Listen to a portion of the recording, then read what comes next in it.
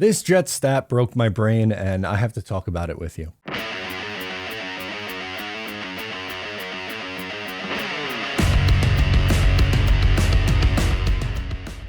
Hey, what's going on? Matt O'Leary back with another video. It is officially the offseason for the New York Jets, as it is Monday after their loss to the Miami Dolphins. They lose 6 straight games. They haven't scored an offensive touchdown or any kind of touchdown, special teams, defense, whatever. They haven't scored a touchdown in 3 games to close out their season.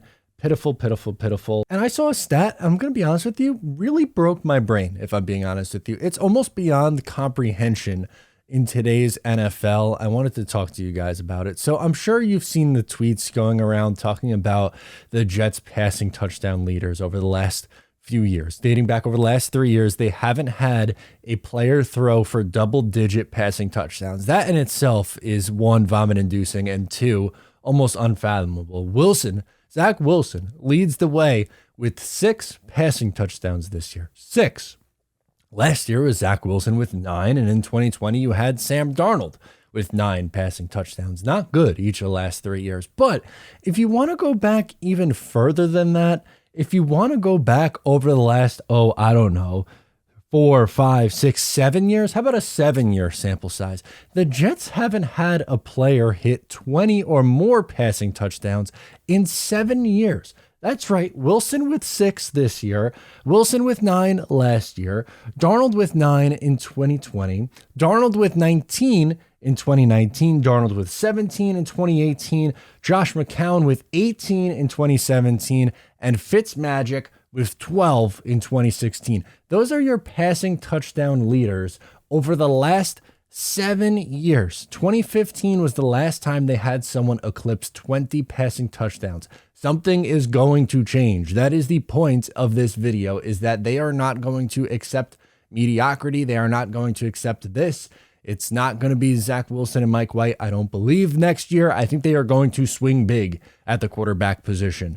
And they're going to have to, whether it be Jimmy G, Derek Carr, Lamar Jackson, Aaron Rodgers, right down the line, Tom Brady, get somebody in here who can compete, because the Jets went 7-10, and yes, they limped to the finish line, but I don't know how this team could possibly be competitive with this level of quarterback play that they have gotten for the last 7 seasons. Now, were there some nice moments? Yeah, 2017, Josh McCown was okay for most of the year, and that was the tank year. 2019 Sam Darnold was okay and took a marginal step forward before falling off a cliff. But the last 3 years, they've started a million different quarterbacks.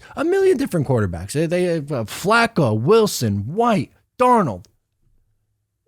I mean, you want to go back to 2019? Luke Falk, Trevor Siemian. It's unbelievable. That has to get fixed for 2023. That is issue numero uno on the list. Number 1 thing you got to figure out. Offensive line, sure. Absolutely. Depth wide receiver, sure. Absolutely. Linebackers, yes. Safety, yes.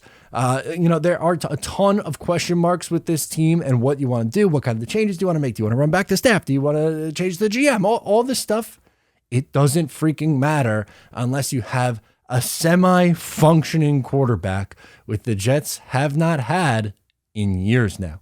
They have gone 7 straight seasons without having a quarterback reach 20 or more touchdown passes in a season.